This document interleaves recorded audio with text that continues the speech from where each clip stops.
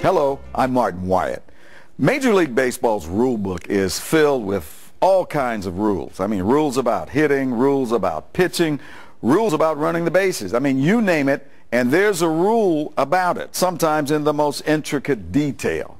But Major League Baseball also has unwritten rules, rules that everyone fully understands without anything being put to paper. Here's Spencer Christian of ABC 7 with a special guest to examine one of these unwritten rules.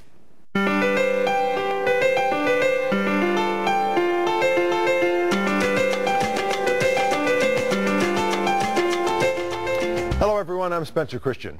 We've all seen it on television, sometimes while watching a Major League Baseball game. At times it makes the national news. A batter on one team is hit by a pitch that he and his teammates believe was intentionally thrown at him.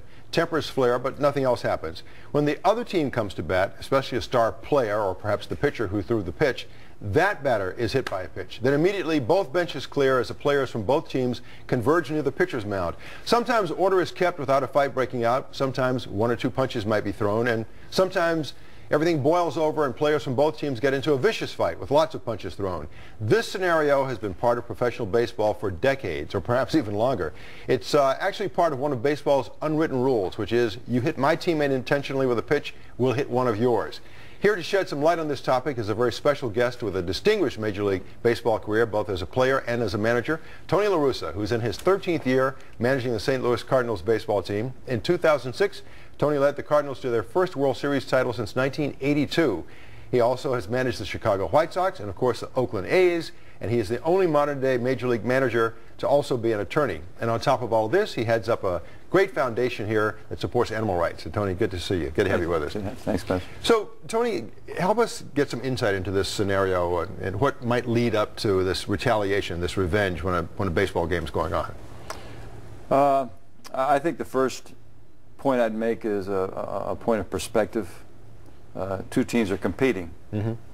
To be successful as a pitcher, you need to be able to pitch to both sides of the plate, and the batter stands on one side of it. So right. When that one of the sides is the inside portion, and you're doing things to disrupt his timing and his balance, which you need to do, pitch in off the plate, just to be an effective pitcher with nothing cheap about it. Sometimes a pitch gets thrown, gets away, and a hitter gets hit. Now, if you're doing it, your perspective, and you know that you're just pitching the game, hey, that's just one of the things that happens in baseball. These are men, not machines. The ball got away, you got hit.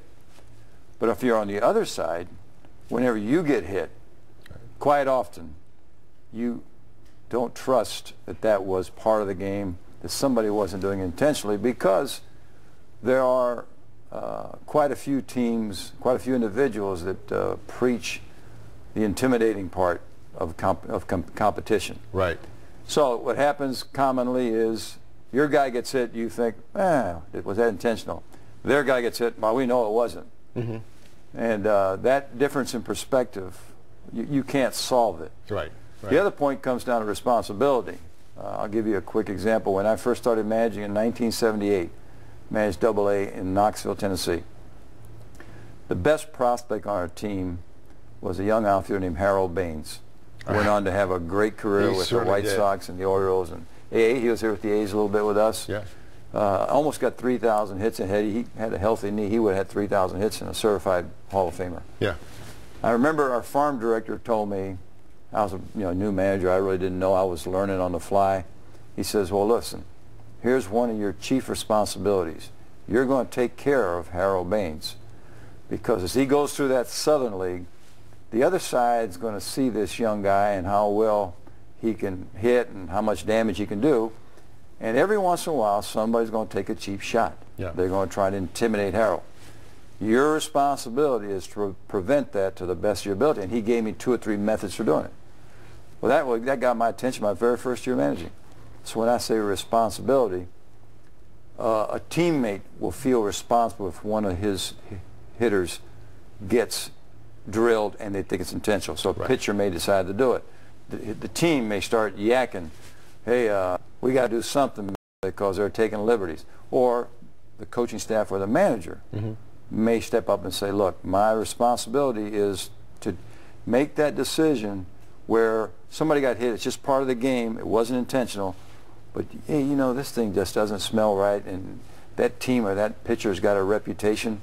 If you allow the intimidation, then you're going to lose a big edge. Right. And so responsibility, it's going to happen. The way we each view it, you did it intentionally, we didn't. Right. That can never be solved. Yeah, well, you know, you talk about whether it's intentional or not. Sometimes, as a spectator, it seems to me that a brushback pitch or a knockdown pitch is intentional. A pitcher is getting knocked around. He's had given up a couple home runs. He's ticked off, you know. So he wants to brush the next batter back to say, get away from the plate. So sometimes it seems clear that it is intentional, but at other times it just seems that there's an emotional reaction from the player who's been hit by the pitch. It isn't necessarily intentional. You know, he charges the mound. The players have to be separated. At a time like that, what's going through the manager's mind? Are you thinking, all right, when the next team is up, I need to, as you said, be responsible, protect my players, and send them a message too? We're talking about the subject that gives a lot of managers and a lot of coaches the greatest amount of anxiety. Mm-hmm. In fact, I was quoted once as saying, I mean, if you're in a competition where you keep score, you want to win, you don't want to lose. If you lose, you're not happy. Yeah. I mean, I'm no worse or better a loser than anybody else. Everybody takes the same way. And it's very difficult because you're supposed to win. Yeah. Or try to win. But as much as you suffer a loss, to me, the most anxious moments that I have as a major league manager is whenever one of these situations develop. And you're bringing it up beautifully because the great majority of the times, you don't know for sure. Yeah. You can't read minds. So what you try to do is process a lot of information. For example, a guy drills somebody after he's given up 2 home runs, and he just looks out the mound and just kind of stares, you know, and kind of, not, well, yeah, he did it intentionally. But normally it's not that obvious. So you're putting together a bunch of stuff. You know, how hot is your hitter? What is the reputation of that pitcher? What is the reputation of that club? Their managers. Some managers love that stuff. Some pitching coaches love it. Yeah. Is there a pattern of history here? And what I usually do is that I'll trust my gut, but I also have a lot of trust in coaches that are on our staff, and they're watching the same thing. So we'll kind of caucus, man. We'll say, what do you think? What do you think? What do you think? And in the end, you make your best educated guess, but it is a very weighty decision to say, hey, you know, that was intentional because of all the reasons we think, and we're going to give some kind of answer back. But here's a PS. And you can, I mean, manage almost 30 years, you can get any pitcher that's ever pitched for us. We never send a message back that's anywhere near shoulder or above. Right. Because that's so dangerous. You know, we'll plunk some guy in a rib or in a butt or something, just to let them know, hey, you know, don't do that. But no headhunting, as it's called. Absolutely not. Obviously could be very dangerous. No, it is dangerous, and in fact, I've been on record, you know, I've been in so many of these over the years because you manage so long that somebody say, hey, well, Tony and his staff, they're headhunters. Well, just pull a pitcher. We just do not condone it. You will not pitch for us if you make it a point of throwing the ball over this. We just don't pitch up there. Right. I've even said that you're a major league pitcher. If you accidentally hit a guy in the head, you should be suspended without pay because it's so dangerous. And we do see the umpires, to be fair, going out and warning teams when a player is hit by a pitch, you know, that if that happens again, the pitcher is out and the manager is out, and they'll warn the other team that's at bat, when you take the field, if you hit one of their players, your pitcher is out and your manager is out. So it seems that the umpires do try to exercise some kind of control. But you talked about an important factor in all this, and that was the intimidation factor. You don't want to let teams think that you can be pushed around, that your team can just be intimidated, right? No, it's a weapon. Yeah. I mean, you know, some guys slide hard on second base, and pretty soon you don't make double plays against that team. So, I mean, intimidation is a weapon, and some people really practice it as a philosophy. And if you let your team get intimidated, you're going to lose a significant edge. Okay, so now we've been talking about this whole issue of revenge and retaliation, and as it carries beyond the sports arena and into street life and into real life. What would happen if a manager decided not to retaliate? Or if a pitcher, what would happen if a pitcher on a team who had a batter who was hit takes the mound and decides, I'm not going to throw at one of their guys. I'm not even going to brush him back. Would he be viewed as, you know, a wimp, a wuss, you know, not a tough guy? Would he lose the respect of his teammates if he just decided, I'm not going to engage in this retaliation? If it's clear that something intentional was done to your teammate, and you don't respond, you're going to lose huge points. And at some point, you probably will not be a teammate that will be respected or wanted on that team. Right. See, interesting thing, we talk about the umpires. It's really gotten complicated. In the old days, I mean, the old 30s, 40s, 50s, 60s, 70s, players policed this themselves. And there was a lot more of it. I mean, it was commonplace. Now, between the union and MLB, they've really come in and monitored. Hitters are really protected, and there are huge penalties now. If they think you intentionally threw, you get suspended, you lose pay, the manager goes with you. So it is such a complicated decision. That's why more and more the players can't handle it themselves, because they can't process all the different consequences. That's why managers and coaches step in. Well, I want to move forward to something that Commissioner Bud Selig said at Dodger Stadium recently, as he was honoring the breaking of the color barrier by Jackie Robinson in 1947. And Rachel Robinson, Jackie Robinson's widow, was there. So Selig said, this was the 60th anniversary, by the way, of Jackie Robinson breaking baseball's color barrier. And in honoring Rachel Robinson, he said, she's made an enormous impact in our sport. We are in an institution with enormous social responsibilities. She keeps us focused on that. So does Major League Baseball have a responsibility to address this whole issue of retaliation and revenge as it extends beyond the baseball arena? Since Selig is talking about the social responsibility of the sport, then does the sport have a responsibility to send, I guess, a different message to young people about whether or not retaliation and revenge should be a part of your character? No, I think that's one of the reasons that Major League Baseball has come so strongly forward and told the umpires, we will monitor all the little hijinks between teams.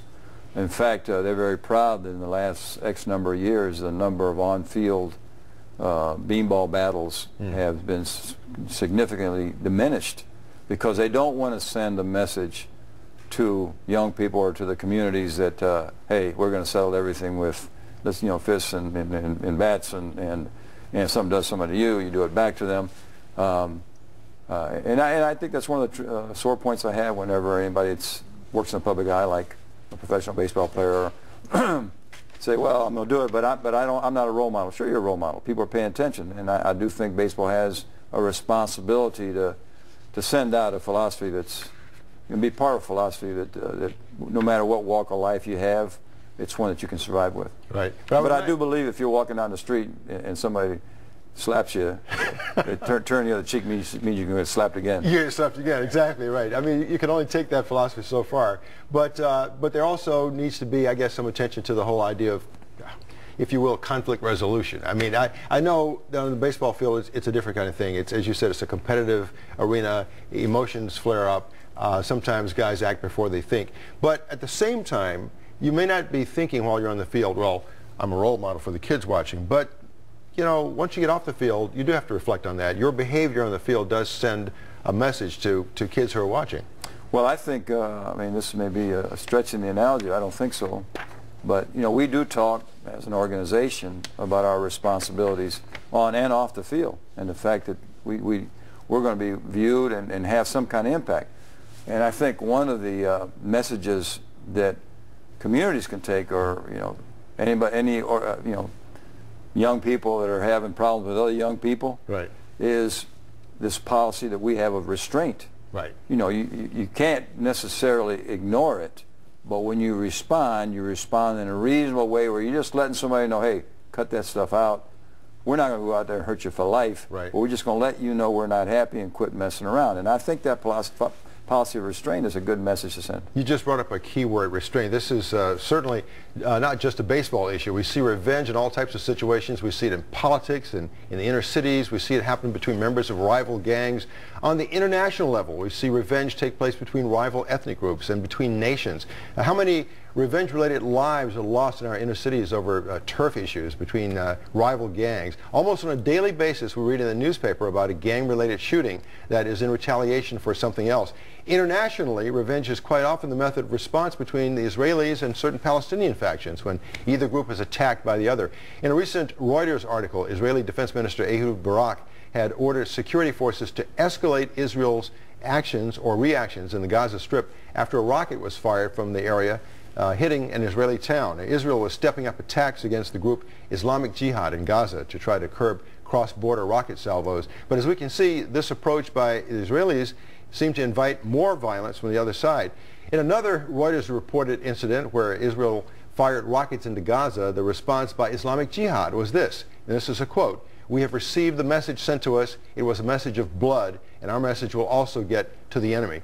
So it will also be a message of blood. Now, it seems revenge is just everywhere. Everywhere we turn, we see it in gang-related activity, in conflicts between nations, and of course between players and on the playing field. I just wonder, what can we ever do to? Is there something you can do at your level as a baseball manager, as a baseball player, to begin to change our thinking about the whole concept of retaliation and revenge? Well, actually, in our little fantasy island world of Major League Baseball, which isn't, there's not a lot of reality there with life, and it's all over the world or in our country, it has occurred to all of us that our spats, about somebody getting drilled, and we make a big deal of it, pales in comparison to the real life stuff that's happening. As you just described, a bunch of stuff that goes on in the Middle East and stuff. And one thought that some of us have is you can be overwhelmed to the point of just give up and stagnate. I mean, anything can be done. You just throw your hands up and say, this is just a reality we have to live with. And I think that's a very defeatist, negative kind of way. There's always something you're taught. There's always something you can do. If there's just one success here, one success there, and I would just, like in our country, if people that have some kind of persuasiveness or a leadership responsibility, if they can just understand, you talked about restraint, if you can just take one instance where you backed off because you didn't really have to, it really wasn't as bad as it would seem. You don't have to do it back every time. We don't drill everybody gets drilled by our team. Right. So there would just be a battle of knocking players down all the time. But normally I think, when I feel overwhelmed, I remember back to something I've been taught, which is just back off, look at the big, and just take a piece. Yeah. Build a piece on a piece on a piece, and I just, maybe there's some hope that way. Tony, let me ask you this: have you ever been in a situation where there's been a tense emotional encounter or confrontation on the field with another player or another manager, and then sometime later you bump into the same guy in a social setting? Does it create a feeling of unease, or do you just forget about it and have a drink together? That's a good question, because by and large, the other manager. Yeah. One of the most celebrated ones, Dusty Baker and I are the best of friends. Yeah. And all of a sudden, when he was with the Giants, you only play them 6 times a year. Now he goes to the Cubs, and you play him 16, 17, 18 times a year. There were a couple of times, but it didn't affect our friendship. I'll tell you why. Because we knew professionally, Dusty, his responsibility was to the Cubs, and mine was to the Cardinals. Right. So that's your family, that's your team, and you have a responsibility. And then when the game is over, now you're back on a personal basis. There wasn't anything Dusty did. A couple of times we kind of pointed at each other and got on the field and yelled at each other, but that was professional. I think personally, you separate them.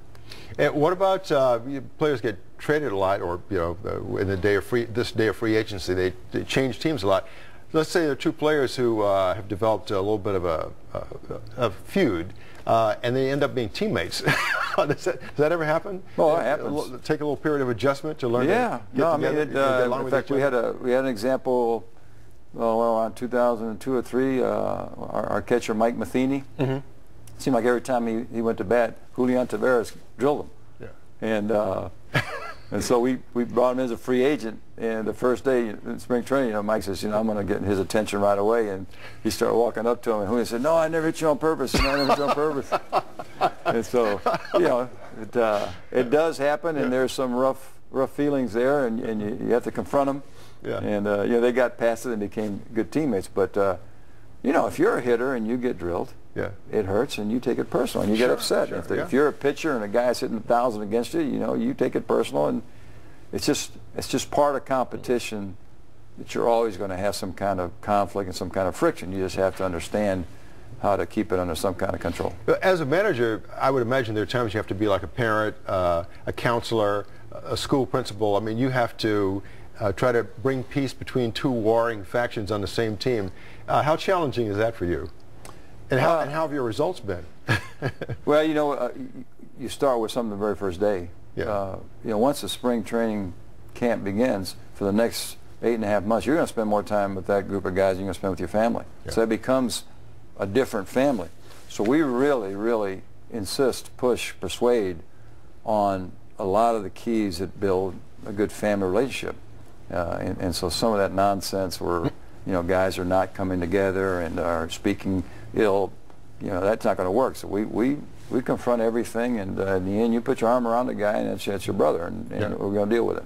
So, well, getting back to the issue of the knockdown pitches and retaliation and all that, I understand. I played a little baseball myself, not at your level, but certainly competition is competition. We all understand that you don't want your opponent to feel that he can just push you around.